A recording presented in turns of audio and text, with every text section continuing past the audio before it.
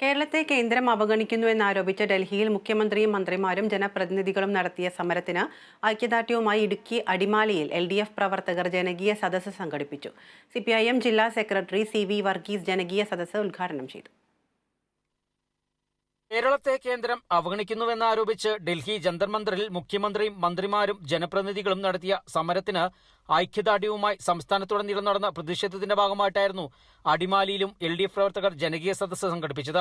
CPM ജില്ലാ secretary CV Varghese ജനകീയ സദസ്സ് ഉദ്ഘാടനം ചെയ്തു. GST കൗൺസിലിന്റെ ഭാഗമായി നമുക്ക് ലഭിക്കേണ്ട പണം ലഭിക്കുന്നില്ല, ധനകാര്യ കമ്മീഷന്റെ ഭാഗമായി ലഭിക്കേണ്ട പണം ലഭിക്കുന്നില്ല.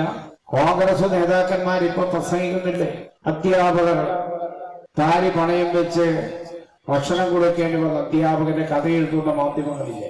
758 കോടി രൂപ ഉച്ചക്കഞ്ഞ് കൊടുക്കുന്നതിന് വേണ്ടി കേന്ദ്രവിഹിതമായി നമുക്ക് ലഭിക്കണം. ആ പണം നമുക്ക് ലഭിക്കുന്നുണ്ടോ? ഇല്ല. അടിമാലി ഹിൽഫോർട്ട് ജംഗ്ഷനിലായിരുന്നു പ്രതിഷേധ സദസ്സ് നടന്നത്. പരിപാടിയിൽ NA ബേബി അധ്യക്ഷനായി.